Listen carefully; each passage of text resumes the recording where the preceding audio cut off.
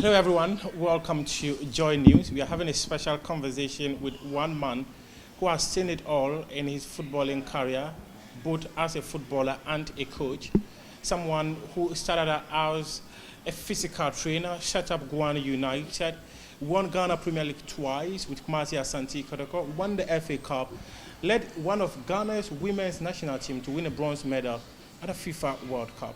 And he later moved on to Right to Dream Academy, where he went to Denmark and became the Transitional Coach of Nordsjælland. He's back to the country to head where Right to Dream started as his head of football. That person is Masaud Didi Dramani. It's been a pleasure to have him here and speak to him to educate us on all the things required for us to build the big academies we want to have and also have more talents for the various divisions of Ghana football and continental football. Masaud, first of all, welcome back. Thank you, and nice to meet you in person. And sometimes when people speak much about me, I'm not the type who wants these ones. I'm the type who wants to be on the ground, just making sure that a potential talent is identified, and then it's nurtured to the best of your possible abilities. But thank you for having me, and then let's have a good conversation. And we're going to have a very good conversation. So first of all, tell us, coming back to the country, how does it feel after 3-4 years at Nordsjælland as its transitional coach? I think that one of the key aspects is what we are doing now. Is to bring a fresh production. Is to bring a certain approach.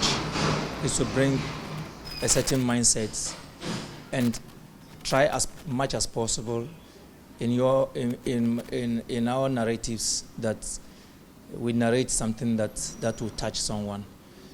So that the person can be able to fix something, wherever he finds himself. Not necessarily at a Right to Dream, but in a very huge way, to try to give back to where you started, and as a reflective component of character development, which has to do with aspects regarding privileges and opportunities within privileges, and also the realities of thinking that once you have had a privilege and some opportunities, you need to show gratitude and appreciation. A couple of times I've had conversation with Tom Vernon. He tells me, I believe every child has a right to dream. At this point, you have been tasked with the responsibility of heading the football of Right to Dream. What sort of responsibility have been put on your shoulders? I think that just as others have come to work and then have left, just as others are leaving, I have come to add up what has already been instituted. Right to Dream is a huge component of a football industry where every now and then it keeps evolving, and so it is to redefine the opportunities within the privilege that these identified less privileged individuals find themselves from the remotest quarters of Africa, because Right to Dream moves beyond Ghana, and so is to redefine these projects within the system, and to imbibe, a certain approach that has to deal with people identifying themselves, people, finding themselves belonging, people having the responsibilities, people feeling ownership of what they like to do, and then building in our mindset the component of reflection, which really is dear to my heart, that if you have a privilege, definitely there are opportunities within the privilege, and then it is very important that our huge component of the character development has to do with appreciation and then showing of gratitude.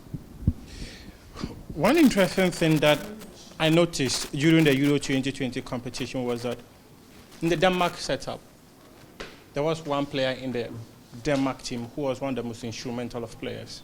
I'm referring to Damsgaard here. Damsgaard is one person many have said, including Laie Kingston, that he's got the blood of right to dream in him. We've got the likes of Kudus Mohammed, Kamaldeen, we've got Thomas at Japan, Yao Yeboah. These are talented boys. If you look at the current system of Right to Dream Academy, what are some of the responsibilities you feel that you must continue to ensure these talented boys that have been able to be groomed from Right to Dream Academy, there are more of such coming through? I think that Damsgaard was the first player I saw when I visited FCN in October 2017, prior to my integration in 2018. And I saw him in a reserve game, and I was there to watch him with the then technical director, Flemming Petersen, who is now the head coach and technical director. And so, he told me this was a huge talent, and you could see from his decision making and his initiative on the pitch, his courage on the ball and courage off the ball.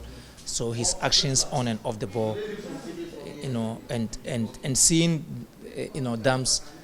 I remember I've had a couple of sessions with him in terms of finishing from the angle where he scored in the Euros, and so I was one of the million who believed that if Dams was allowed to take that kick from that angle, he was going to score, because he's predominantly scored from these positions. And so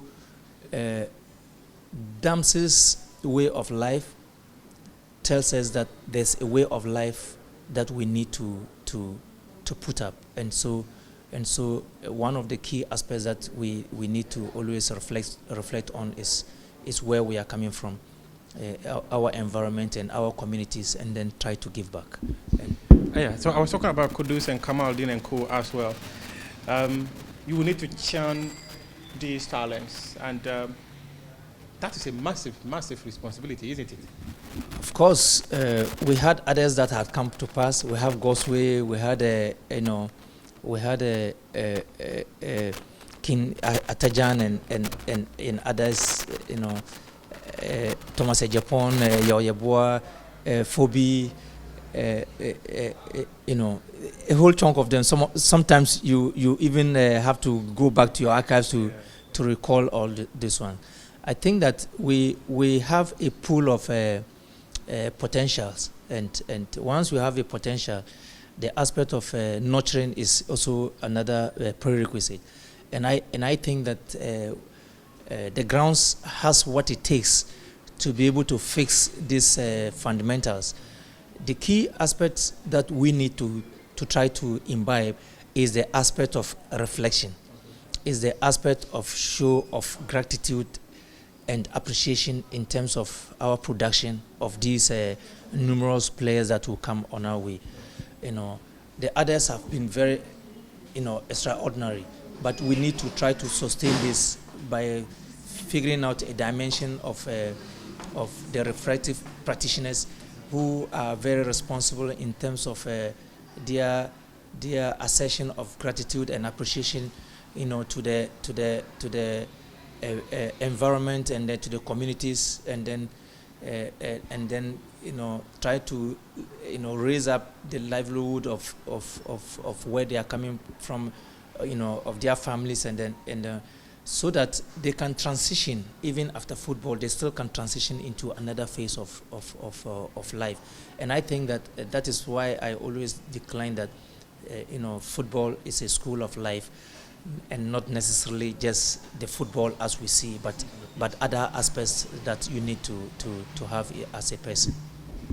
As the head of football for Right to Dream Academy, tell me 3 things you want to do. First, it's all about capacity, development in terms of the welfare of the staff, and how do I mean by this? What I mean is that we need to let the staff be aware that we want to take care of, we are taking care of them. The academy has already, the organization has taken care of its staff, very well. Even during this COVID, period, no staff was thinking about redundancy. Both here in Ghana and there in Denmark. So it is important that we are able to give them, power. We are able to share power. And when we share power, what I mean is that we can speak to the heart and head and heart. Then the person knows that he's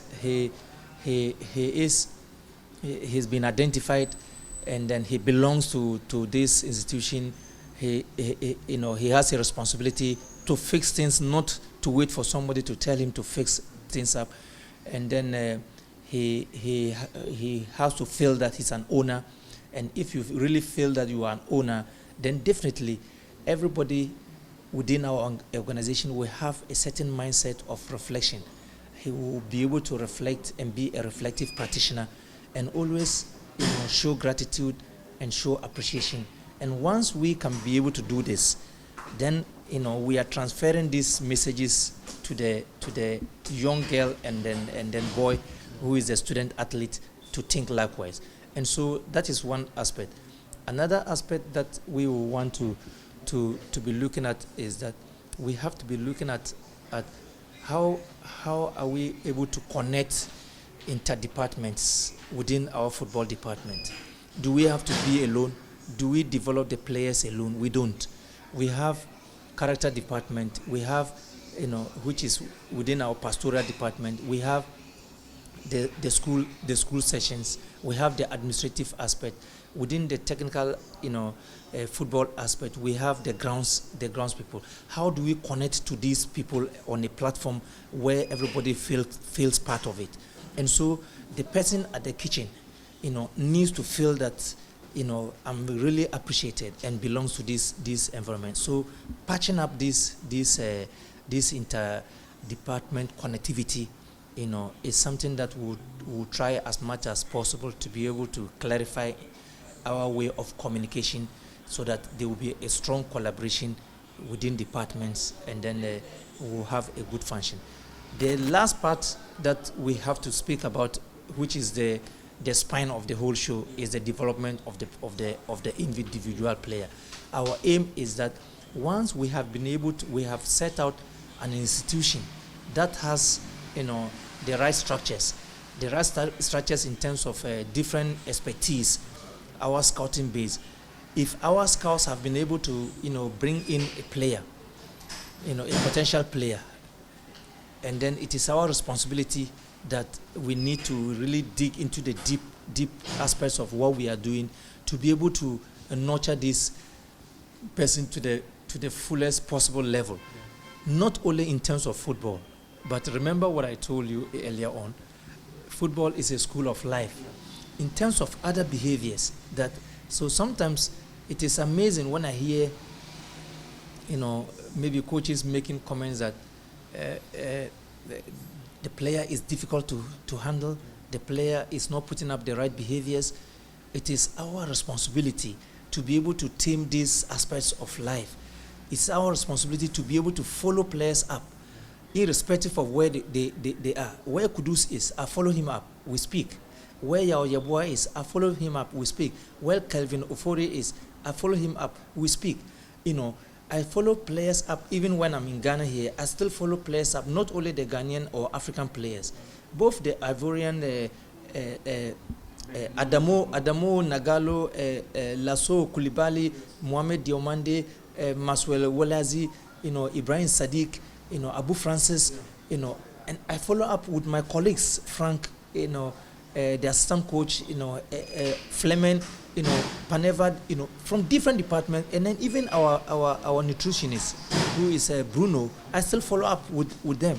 Why am I doing that? I'm doing this because it's an interdepartment, follow-up talks. That is how you can bridge the gap, and that is how communication and then other collaborative aspects can really be fruitful.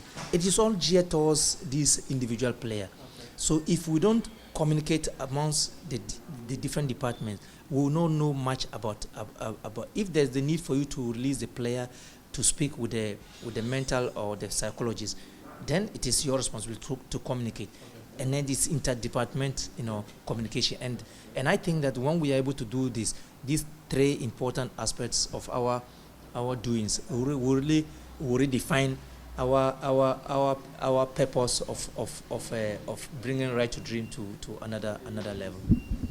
2 quick questions, Coach. Before I'll talk to you about some local stuff, but 2 quick questions. As a transitional coach of Nordsjælland, you've probably learned a lot. How to transition one player from one outside of a game, or from one country, or from one club to another, because that's a crucial role you have to play. And you met different players. Tell us, per what you saw in Denmark and what is in Ghana, the transitional mode. How do we transition a player the best possible way? Transition of a player is a process. It's not an event. And this process, demands a lot of factors. 1, you look at the environment. 2, you look at the personality. And then 3, you look at the support base. So when you look at the environment, how is the person coming in?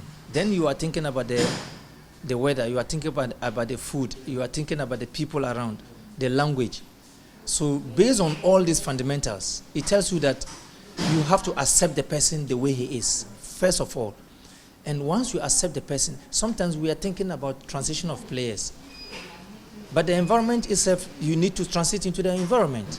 As even coaches, as even administrators, in every level you have to transit. So when you are transiting, you have to understand it quickly and then integrate. And the environment need to accept you. Once the environment accepts you, and it is about the person who is receiving. So if I'm receiving you in a new environment, first of all, I have to receive you. And you have to also accept me immediately. So once you have good communication amongst the players and letting them know that, look, you have to accept what you are seeing. Speak with them. Speak with people. Don't wait until the person speaks with you. Speak with people around. Exploit around. Try to see things. And then once you do that, it means you are trying to integrate. And once you are integrating, you begin to see things repeatedly. And once you are seeing these things repeat, both pitch and off-pitch activities. So transition of players or staff is not necessarily, on just a one-day wonder. It's a process. Right to Dream and FCN have been able to factor this aspect so well, in the sense that our transition of players have become, momentarily. We took players out from Ghana to Europe, several times. They go 3 months and then they are back. They go 3 months and they are back until they are 18. So until they are 18, once they have the opportunity of going to Denmark and back, going, to and fro, and then getting into the environment and getting into the weather, and then meeting these same people over and over again, then they are becoming used to them until they become 18. The transition is also not only on aspects that are not related to the game. They are also related to aspects that are related to the game. So when you are transiting players from our level, and that is why the style of play of FC Nordsjælland is shared with what is in Right to Dream, so that the player at least is familiar with certain prerequisites. So once he's familiar with these aspects, then his movement into the new environment is even more easier. And that is why I see that players like Asian and Sule Mutari and then Stephen Appiah and others and Laye and others, they did well because, and then Derek Boateng, they did so well because they didn't have this opportunity. They were grown-ups before they got into Europe. And it's not easy when you are a grown-up before getting into Europe, because you need to adapt into their style of play and then so many other aspects. So when we need a complete day to speak about transition of players, because I went even further on to try as much as possible to even get to know the player more, to know the environment in which he comes from, especially when what I spoke about earlier, to know his family background. Maybe in his family he's the only son of the mother and dad. So what do you think if he comes to an environment where he's not cherished? He will begin thinking that, is it the right place to be? But once you know about this and then you know how to speak with this person, these things are being taken. Another phase of it is that maybe he comes from a place like Nima or Bukom or Choko, and so he comes into an environment and then he doesn't seem to be aggressive. You should know that something is missing, and then you can rekindle him to let him know that he has to feel at home and then give out his best. Maybe that is his talent predator. So if he's not being aggressive on the ball and off the ball, then he's losing something that is his weapon. So there are so many things that goes beyond just a transition of players. What do you want to be remembered for as a head of football for Right to Dream Academy? How I want to be remembered of how connected we are in terms of interdepartments, and then how we are able to come to a certain level, and then how we are able to bring the European ingenuity in our players in terms of playing faster, and then sticking to a lot on our tactical discipline on the pitch. And so from a human side, I want to be remembered by a more reflective environment in terms of a give back. Coach, talk to me about Kudus Mohammed and Suleiman Kamaldeen. These two boys, many see them as the next big stars for Ghana football. Talk to me about them. What kind of footballers are they? There's no doubt about that assertion. They are two different individuals with two different, way of life, with two different football perspectives. But they are all team players. They have all been well educated in terms of the game, and then they are still continuously being educated. And so they will be able to fit into every football culture that they find themselves. Kudus is very phenomenal in his body composition, and then his ability to use his creativity and his aggressiveness on and off the ball, and trying to open things up when things are locked, and a very calm mood. So there's a lot to speak about this person, but a huge potential for Ghana and Africa. How far do you think Kudus and Kamaldeen can go? I will speak a little about Kamal. When I was handling the U15 team, it was a U12 boy that I took into the U15 team with Kudus and co. But this is a boy who is mentally very, very strong. Irrespective of his age, he never want to be seen as the youngest. Yeah, no, he doesn't want to be seen like that. He's very communicative, very, very communicative, very outspoken. And sometimes his demeanor, sends negative signals to people, but inside he's not the person. Unlike Kudus, also gives you a chance to speculate about sometimes wrong deeds, but that is not who he is. And it just tells that until you speak with somebody, you don't tell who that person is. You don't look somebody from the outside and say that the person have an opinion. It's better to find the right narrative about this. And I think that Kamal, with his speed, aggressive and creativity, in taking more responsibilities in terms of and connecting with teammates and taking higher responsibilities to take the game up is also another dimension of his development. So going to Rene, was it the best decision for him to make? Because there were so many opportunities available for him.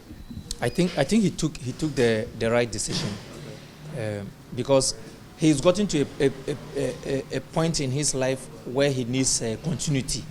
He needs consistency in playing. But in a place like Ayas, I think he would have played also, but maybe he wouldn't be more consistent as it is now. So I think he made the right choice, and then I think that the options, he had more options, and the decision lied on him. We try to give them more options, but we don't make decisions for them. It will be a travesty to speak to you without talking about our Black Stars. The African Cup of Nations is coming up. Just recently, the draw was done. We are in the group of Morocco, Gabon, and Comoros. You have scouted for the team, both at the World Cup and the African Cup of Nations. What sort of group do you think we found ourselves in? I think gone are the days when the groupings come out. We begin to say this is a group of death and this is the weakest group. There's nothing like that in football now. Everybody is enlightened, and everybody, plans and then picks up their preparations, and then you can see how the qualifiers went. If Comoros, qualified ahead of the almighty Egypt, it tells that there's no minnows in the game. It's all about going around, and then getting the right materials. We are lucky. Many of our boys are playing actively, and then we get players who are playing actively, and then we groom them. There's this saying that this is a year for us to end our failure of winning the African Cup of Nations, and there are also those who say that the more we say that, we'll put pressure on CK and his team. What is your take on this? Really be a worry. It shouldn't be a worry at all. He should just stick to his values, and then keep his head down, and then just do the needful. If you were to offer him an advice, what would that advice be? He knows what I stand for, and just opening your eyes, and then to be able to see the right things, and then keep working hard. At least the team is shaping up with the right organization, and then shapes. They should just keep striving. Do we have what it takes to win the next edition of the African Cup of Nations? Do we have the quality? Sometimes it's difficult to speak about quality. What do you mean by quality? Sometimes it's difficult to speak about what it is. Sometimes you don't see the quality, but the team. You need a team. What is important is building a team. When you build a team, and then the team comes with the best effort, the team comes with the best commitment. The team comes with the right attitude, and the character prevails in matches. But you might have full bunch of stars, and then you don't have a team. And so it's important to build a team, and not really think much about quality. Whether you like it or not, at the top level, that is what you have. So what you have is what you work with, and so you have to build a team around what you have. Morocco, Gabon, Comoros. Which of these three? I'm a technical person. I will not stick my head out for this or that. I just think that we have what it takes to be able to get past where it is. But we just need to stick our ass together. Do you still have a soft spot for Kotoko? Of course, yes. It's a club that presented me the platform to coach at the premier level. Why not? I speak to insiders. Ghazali is my son, so I have a fair knowledge about them, and I have a soft spot for them. I also have a soft spot for Kotoko, but where the team ended this season, I don't know if you were able to follow them that much, but what do you make of the current Kotoko setup? I honestly don't have much, know much about the squad, because many of the guys, I only know Felix and then Patrick Isiama, because I scouted him for the Settlers then, and so he's somebody that I know very well, and then Razak, because I remember Razak too. I was scouting him for the under 20s, but I realized that his age was more than that. Basically, I think that they need to go back to the drawing boards. They need to sit down and then appreciate what they have, and then early objectively come out with some strategies in team building. Sometimes when I speak about these things, I'm very logical and don't speak with emotion. So I just speak about what I think is very important in terms of football organization and team building. We have to see team building as a process. Many times these clubs see team building as an event, and again, it is important to and then you have to ask yourself, have you done enough to win now? If you've done enough to win now, what are the things that you need to do to win now? And so these are things that need to be looked at highly. I put up a tweet a couple of days ago about you, and the reactions I had over 700 to 800 reactions from that tweet. And if I'm not exaggerating, a chunk of them were calling for your return to Kotoko. Kotoko supporters, yes. I think everyone would love to have me, including you, if you have a club. I think that maybe in some years to come, why not? I will still want to go and fix something that maybe I didn't complete in fixing. But I think that I try to put in place certain things in order in terms of production of a fundamental youth team with the right structures in place. And I think that going forward, it's an area they need to really invest in. The youth development aspect. They need to, because the entire world is moving into that phase, and so and then because we don't have Has is my childhood club. Yeah, I love Has. It's all about preparation again, and preparation in football is the objectives you set. If you begin to set objective of going to win, then already you have put yourself to a certain level. You need to set strategically, and then be able to make an impact. When you are able to make an impact, I think that it makes more sense than and Hearts were able to do it in Africa when they successively won the Premier League and then successively went into Africa. So they were being eliminated, time and again, and then they were closer, they missed, and then they were finally there. They were very unbeatable in 2000, and so you cannot match that one to what is today. But I believe that they can with the energy level, they will be able to to try to create an impact, but they have to be very modest in their expectation.